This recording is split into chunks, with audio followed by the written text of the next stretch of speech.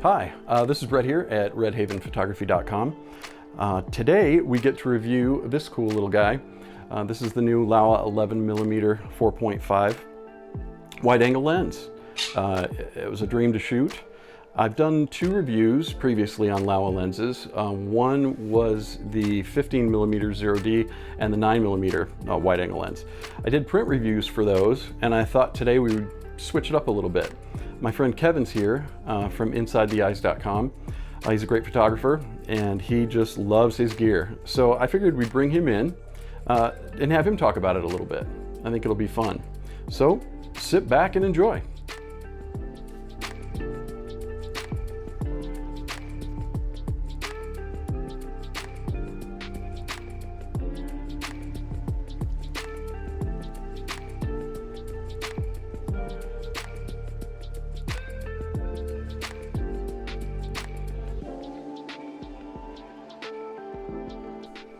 Hey guys, Kevin here from Inside the Eyes Photography, and thought I'd help Brett out a little bit with this review of the Laowa 11mm.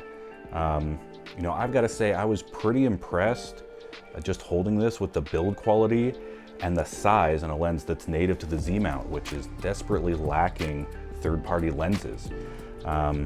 An 11mm lens in a size that's smaller than most of the 50mm that I've ever used, I thought was extremely impressive.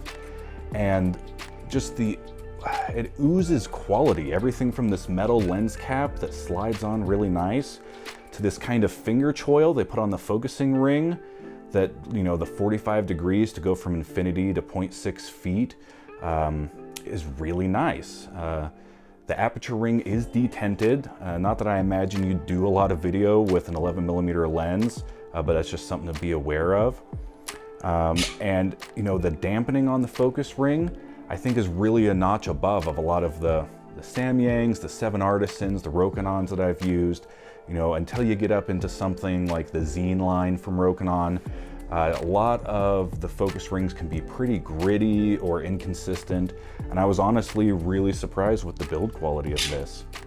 You know, another nice thing about it is the weight. I'm sure Brett will look up the weight and put it somewhere here in the corner, but for this being all metal, I can't find an inch of plastic on it, and an 11mm, I can't believe how light while still feeling really sturdy it is. Like, I would not be afraid to put on this on my camera and go running, gunning through a subway, taking it on airplanes, anything else with me.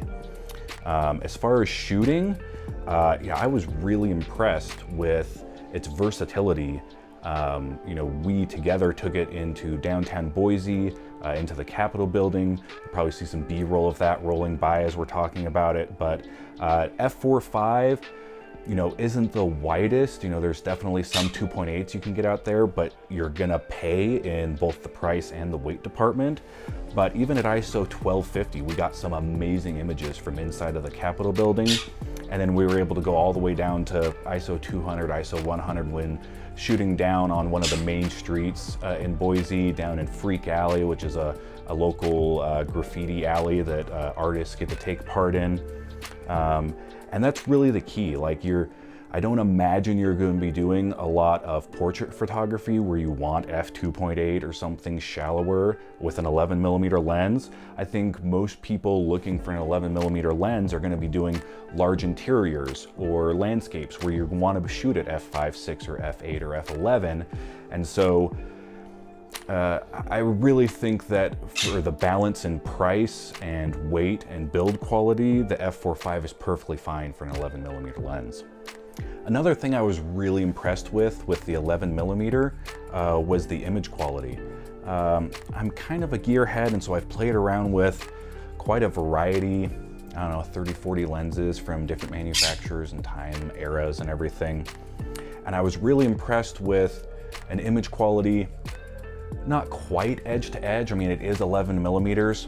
It doesn't have the corner to corner sharpness you'd get something out of like the 15mm 0D that Brett reviewed previously, but it is surprisingly sharp.